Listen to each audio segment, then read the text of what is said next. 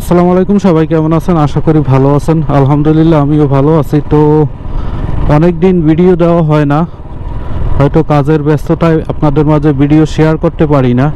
তো আছি হুলারহাট, সামনে হলো হুলারহাট লঞ্চ বন্দর, তারপরে আছে রকেট ঘাট এবং এই সাইডে আছে টলার ঘাট। যাই হোক, আজকে একটু হুলারহাট এই ঘাটটা, হুলারহাট যে লঞ্চ ঘাট, এই ঘাটটা একটু আপনাদেরকে ঘুরে দেখাই। যদিও 2 দিন আগে আপনারা জানেন যে একটা ঘূর্ণিঝড়ের মতো ঝড় হয়েছে এবং মোটামুটি পিরোজপুর জেলা লন্ডভন্ড হয়ে গেছে। যাই হোক, আসি এই যে হুলারহাট লঞ্চ ঘাটের হাতির ঝিলে। অর্থাৎ আমি এটা হাতির ঝিল নাম দিলাম এর জন্য, এই যে দেখুন হাতির ঝিলের মতো এখানে একটা ব্রিজ আছে। তো আগের দিনে আগে মানে এই ব্রিজটা যখন প্রথম হয়েছিল, তো মোটামুটি এখানে অনেকেই ঘুরতে আসছেন। আমি একটু ব্রিজটা আপনাদেরকে দেখাই। এই যে ব্রিজটা, আর এখান থেকে কিন্তু নদী দেখা যায়। এই হলো ব্রিজ আর ওই যে নদী। আমি এই আজকে হুলারহাট সব জায়গায় ঘুরবো, আপনাদেরকে একটু দেখাবো। তো এই পাশে বাইক নিয়ে প্রবেশ করার কারণ হলো এই ব্রিজটা আপনাদেরকে একটু দেখানোর। তো এখান থেকে আবার ঘুরাই।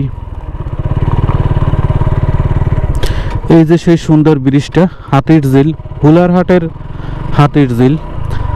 আর এই হুলারহাট লঞ্চ বন্দর কিন্তু পিরোজপুরের প্রবেশ পথ, একসময় এইটাই ছিল মূল প্রবেশ পথ। অর্থাৎ একটা সময় নদীপথ ছিল সবচেয়ে যোগাযোগের সহজ মাধ্যম, আর একটা সময় বেশিরভাগই লঞ্চ কিংবা অন্যান্য নৌপথগুলোতেই বা নৌযানগুলোতেই বেশি লোকজন চলাচল করত। এখন তো মোটামুটি সড়ক পথের যোগাযোগ অনেক ভালো, নদীপথের যোগাযোগ একদম বন্ধ হয়ে গেছে প্রায়। আর মোটামুটি এখন একদম দুপুরবেলা, তো হুলারহাট লঞ্চ ঘাট কিংবা লঞ্চ বন্দর আপাতত একদম নিরিবিলি আছে।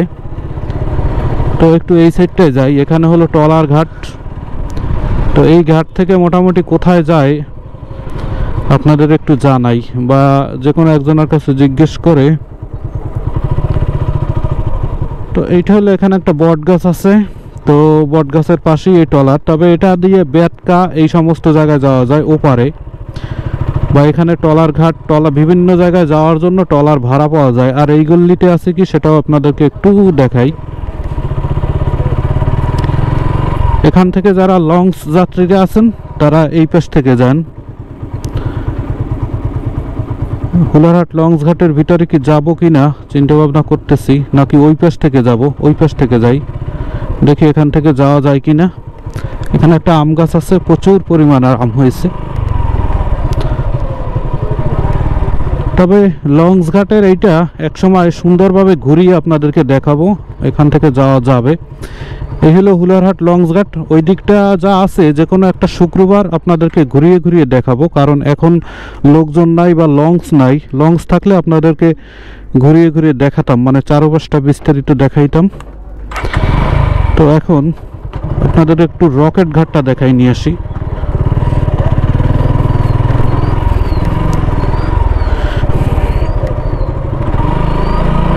তবে এখান থেকেই কিন্তু যারা লঞ্চে যাবেন এখান থেকেই আসতে হয়, বা ওই যে সামনের যে আর একটা পল্টন দেখছেন ওখান থেকেই যেতে হয়। আর যে রকেট ঘাট, রকেট ঘাট হলো এই সাইডে, এই যে লেখাই আছে হুলারহাট রকেট ঘাট, হুলারহাট পিরোজপুর। যদিও এখন লঞ্চও খুব কম চলে, আর রকেটও চলে না বললেই চলে।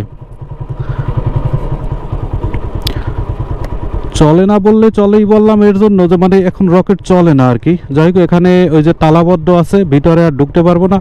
যে কোনো একদিন যখন লঞ্চ কিংবা এই যে রকেট চলাচল করে তখন আপনাদেরকে দেখাবো। আপনাদেরকে অনেক দিন হলো ভিডিও টিডিও দিতে পারি না, পিরোজপুর কিংবা পিরোজপুরের বাহিরের কোনো জায়গারই ভিডিও দিতে পারি না। আর সামনে হলো ওই যে কাউখালী, ওই যে ওপারটা হলো কাউখালী, আমরাজুরি ফেরিঘাট ওই পাশে। যাই হোক, এই সাইড থেকে যাচ্ছি এইদিকে। এই যে ঝড়ে একটা গাছ পড়ে যায়, একটা লোক মারা গেছে কোন জায়গায়? ও আচ্ছা। যাই হোক, 2 দিন আগের ঝড়ে আপনারা জানেন যে একটা মহিলা মারা গেছেন, যে কিনা বাচ্চাকে বুকের দুধ খাওয়াইতেছিলেন। ওই অবস্থায় ঘূর্ণিঝড়ে গাছ পড়ে গাছের নিচে চাপা পড়ে মারা যায়। সেটাও একটু আপনাদেরকে দেখাবো, এই ভিডিওতেই দেখানোর চেষ্টা করব। আর এই হলো হুলারহাটের চারিপাশ, মানে বাজারগুলো বা আশেপাশের যে দোকানগুলো ছিল সেগুলো একটু আপনাদেরকে দেখানোর চেষ্টা করলাম। যেহেতু অনেক দিন পরে ভিডিও করতেছি, তাই এটা দিয়ে আবার শুরু করলাম। এখন থেকে আবার রেগুলার আপনাদের ভিডিও দেওয়ার চেষ্টা করব, কিংবা দিব আর কি। এই যে বড় বড় গাছ, এই সমস্ত গাছের কারণেই বড় বড় দুর্ঘটনা ঘটে। আবার গাছ না থাকলেও সমস্যা। এই গাছের মাধ্যমেই তো আমরা অক্সিজেন পাই, কিন্তু গাছ না থাকলেও সমস্যা, আবার গাছ থাকলেও সমস্যা। যাই হোক, এই যে 2 দিন আগে একটা মহিলা যাই হোক অনাকাঙ্ক্ষিতভাবে মারা গেছেন। এই পাশের যে এই বড় বড় যে এই যে বোটগুলো, ট্রলার কিংবা বোট, স্টিলের যে বোট, এগুলো কিন্তু এই যে বালু কিংবা অন্য অন্য কাজে ব্যবহার করা হয়। বালু আনা হয়, তারপরে বিভিন্ন কাজেই ব্যবহার করা হয়। যাই হোক, ভিডিওর সাথে থাকুন, সামনে যাই, যা আছে আপনাদেরকে একটু দেখাই। আর এই পাশে এখানে একটা স্কুল আছে, স্কুলটার নাম জানো কি ভুলে গেলাম। এই যে স্কুল, এইটা হলো, ওই পাশে লেখা আছে হুলারহাট মাধ্যমিক বিদ্যালয়। এই যে এখানে লেখা আছে, আর অনেক লোকজন বসে আছে, কিসের জন্য আমি জানি না। ওই যে, তো আজকের ভিডিওটা কত বড় হয় সেটা আমার জানা নেই। তবে ওই যে অ্যাক্সিডেন্ট, মানে যে দুর্ঘটনা, এরকম একটা গাছ পড়ে তারপর একটা মহিলা মারা গেছে। উনি বাচ্চাকে বুকের দুধ খাওয়াইতেছিলেন, আরও একবার বলছি। তো সেই ঘটনাস্থানে একটু যাই, গিয়ে আপনাদেরকে একটু দেখানোর চেষ্টা করি। যদিও আমিও এর আগে আসার সুযোগ পাইনি, খুবই ব্যস্ত ছিলাম এই কারণে। আর সামনে হলো পল্লী বিদ্যুৎ, এটাকে পল্লী বিদ্যুৎ বলে নাকি? হ্যাঁ, পল্লী বিদ্যুৎই তো বলে। যাই হোক, ওখানে যাই, তারপরে সাইনবোর্ড দেখে আপনাদেরকে বলতেছি। যদিও এখন রাস্তার 2 পাশে অনেক নূতন নূতন ভবন হয়ে গেছে। যারা এই হুলারহাটের রাস্তা অনেক বছর দেখেন না, তাদের জন্য এই ভিডিওটা মনে হয় একটু উপকারে আসবে। পিরোজপুর পল্লী বিদ্যুৎ সমিতি সদর দপ্তর, এই যে। আর এখানে একটা ব্রিজ আছে, যদিও সামনে রাস্তা নেই, শুধু শুধু ব্রিজটা করা হয়েছে, না কি সামনে রাস্তা আছে? আমি অনেক আগে একবার গেছিলাম, তবে সামনে ওইরকম ভাবে বড় কোনো রাস্তা নেই, ছোট একটা চিপে একটা কান রাস্তা, মানে কাঁচা রাস্তা আছে। আর এই হলো রানীপুরের যে গোল চত্বর, সম্ভবত এইখানে মেলা হবে, বৈশাখী মেলা বা যে কোনো একটা অনুষ্ঠান। ওই যে গেট টেট সাজাইতেছে, একটু দেখাই আপনাদেরকে। এই যে, তো এইটা নিয়ে বিস্তারিত পরে কথা বলবো। আমি আগে আপনাদের সেই ঘটনাস্থানে নিয়ে যাই যেখানে সেই মর্মান্তিক দুর্ঘটনা ঘটছে। যতটা শুনতে পারলাম যে এই রাস্তা দিয়ে ভিতরে, বা যতটা জানি, তো এইটা হলো রানীপুর বাজার, পিরোজপুর। এই বাজারের নাম হলো রানীপুর বাজার, পিরোজপুর। পিরোজপুরের ভিতরে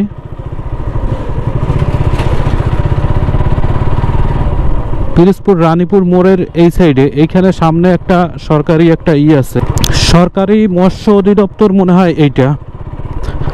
এই যে এই টোটাল এলাকাটা, এখান থেকে আমি মাছ কিনছিলাম, মাছের পোনা কিনে আমার পুকুরে ছাড়ছিলাম। যদিও আমার আগের সমস্ত ভিডিওগুলো ডিলিট করে দিতে হয়েছে যে কোনো কারণে।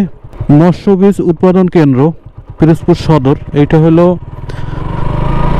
আর সামনে যে ঘটনা, এটা মনে হয় সামনে।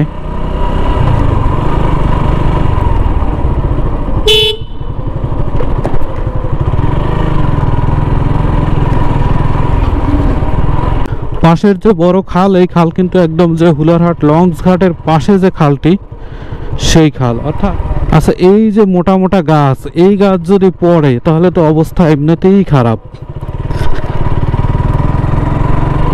কিন্তু কত দূরে সেটা তো জানি না, কত দূরে। এই যে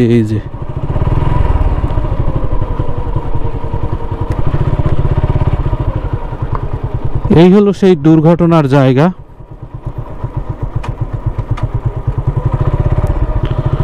আমি একটু বাইকটা সাইড করে তারপরে দেখাই আপনাদেরকে। তবে এই জায়গার চারিদিকের যে পরিবেশ দেখলাম তা এই এক ভিডিওতে দেখানো সম্ভব না, তাই ছোট একটা ভিডিও করে আপনাদেরকে দেখাবো। তো এই ভিডিও থেকে বিদায় নিচ্ছি, পরের ভিডিওতে দেখা হবে। ভালো থাকবেন, সুস্থ থাকবেন, আল্লাহ হাফেজ।